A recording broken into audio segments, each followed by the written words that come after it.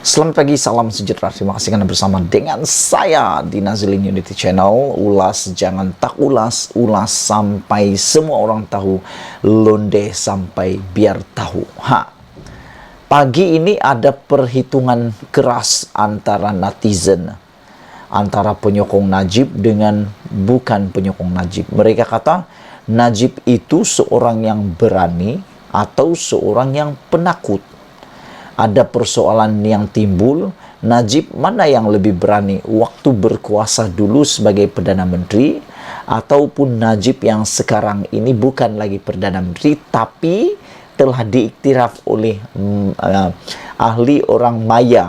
Maya ni apa? Orang-orang yang suka dalam Facebook mengatakan bahwa Najib sekarang ni adalah Perdana Menteri Facebook.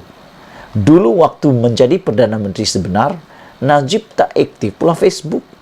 Tak aktif, tak berani cakap dalam Facebook. Tapi selepas menjadi Perdana Menteri Facebook, wah, Najib paling aktif dalam Facebook. Persoalannya, mana yang lebih baik berani? Najib dulu kah Najib Facebook? Perdana Menteri dahulu di Putrajaya atau Perdana Menteri di Facebook?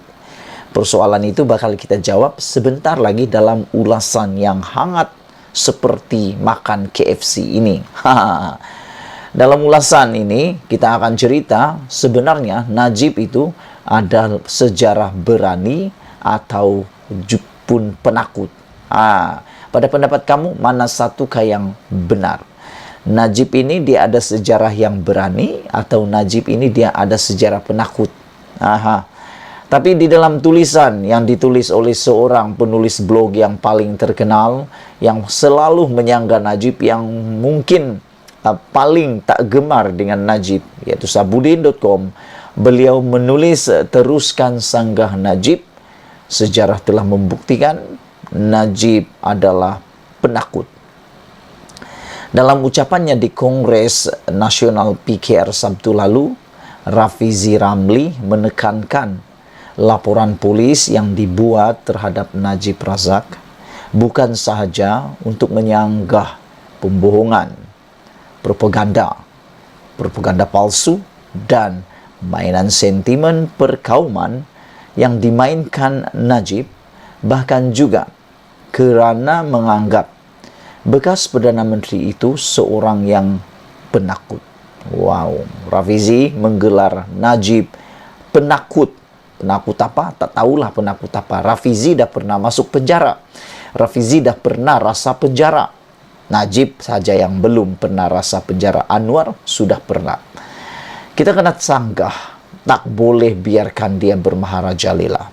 Tak boleh biarkan Najib, bosku, bos kamu, bos kita, syok sendiri, racun rakyat, kata Rafizi lagi. Mulai hari ini, semua kita balik, bila balik, kita terus sanggah Najib, sehingga kita hantar dia ke penjara, kata Rafizi Ramli. Pada hari Selasa nanti, yang hari Selasa yang lepas itu, Rafizi kata buat laporan polis secara besar-besaran, tak boleh biarkan dia main isu perkauman, kata Rafizi. Dan akhirnya benar terjadi. Lebih daripada 100 laporan polis di seluruh negara dibuat untuk siasatan terhadap Najib. Aku pun tak pasti SPRM akan buat siasatan, telah buat siasatan, buka kata siasatan atau tidak. Tapi aku pikir seperti kebiasaannya, kalau sudah lebih daripada 100 ini, mustahil SPRM tak akan buat kertas siasatan. Jadi Najib kena siap sedia untuk berhadapan dengan SPRM, seperti mana juga Tokmat baru-baru ini telah ada isu tentang Kavadi. Akhirnya dia pun telah dilaporkan polis, dan baru beberapa hari kemarin kalau tak silap telah pun dirakam keterangan oleh pihak polis. Selepas ini kata Rafizi lagi, kalau Najib berbohong, kita buat laporan polis demi laporan polis, sebab saya tahu Najib penakut, kata Rafizi. Wah, ini persoalan dia.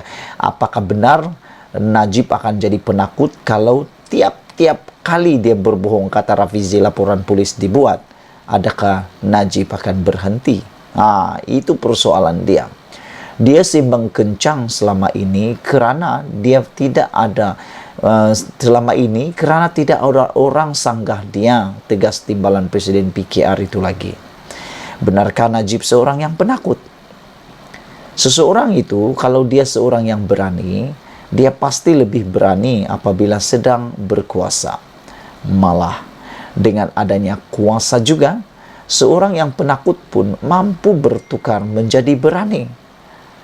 Lebih-lebih lagi, jika kuasa yang dimiliki itu ialah Perdana Menteri yang kekuasaannya tanpa sempadan dan mampu menundukkan ramai orang. Tetapi, adakah Najib seorang yang berani ketika memegang jawatan Perdana Menteri? Persoalan yang perlu Anda tolong komen dan jawab. Dengan kekuasaan dalam tangan sebagai Perdana Menteri ketika itu, tanpa keraguan, Najib boleh dianggap seorang yang amat penakut dan langsung tidak berani. Beliau hanya sembang kencang ketika berucap secara sehala, tetapi tidak pernah berani untuk berdebat, waima berdialog sekalipun. Di dalam parlimen, semua isu berkaitan 1MDB dilarang sama sekali untuk dibincangkan kerana beliau takut untuk berhujah. Semua sidang akbar beliau hanya dihadkan kehadiran kepada media pembodek saja. Manakala media yang kritikal dilarang terus untuk menghadirinya lantaran takut dengan soalan wartawan. Dinding Facebook beliau langsung tidak berfungsi kecuali menyiarkan berita dan gambar program-program yang dihadirinya saja. Kenapa demikian? Sebab utama, khususnya berkaitan skandal 1MDB, ialah kerana tingkah laku beliau ketika itu diasak dan disanggah oleh segenap lapisan masyarakat, rakyat daripada pelbagai penjuru. Apa saja kenyataan, ucapan, idea dan cadangannya disanggah sebagai tidak relevan. Malah, asakan rakyat di media sosial berkaitan 1MDB hampir membuatnya terhimpit ke dinding. Dengan demikian, sanggahan sedemikian rupa, walau ada kuasa sebagai Perdana Menteri, dikelilingi puluhan penasihat serta pegawai di PMO, beliau akhirnya jadi penakut dan kecut. Setelah UMNO hilang kuasa dan Najib dijatuhkan dan diikuti pelbagai pergolakan politik muncul kemudiannya, tumpuan kepada beliau beransur-ansur berkurangan. Meski di ketika yang sama rakyat tidak lupa tentang barang kemas, beg tangan, wang tunai dan pelbagai perhiasan yang dirampas daripada kediamannya, selain kes mahkamah yang masih bertali arus.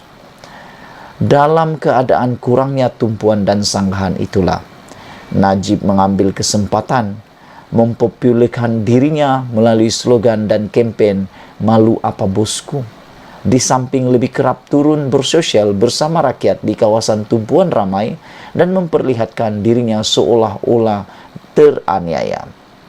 Pokoknya, Najib jadi populer melalui sembang kencangnya selaku Perdana Menteri Facebook.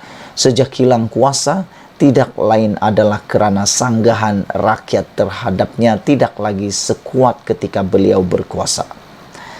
Kini, dengan tanpa kuasa dan bakal ke penjara, Najib sebenarnya bukanlah sudah bertukar menjadi berani. Beliau tampak berani dan macam serba tahu dengan pelbagai cadangan serta idea, walau terbukti di mahkamah dianya seorang yang serba tidak tahu, adalah semata-mata kerana tiada sanggahan sekuat dulu terhadapnya. Walaupun kini beliau berani menyahut cabaran berdebat dengan Anwar Ibrahim, ia tidaklah membuktikan beliau benar-benar berani.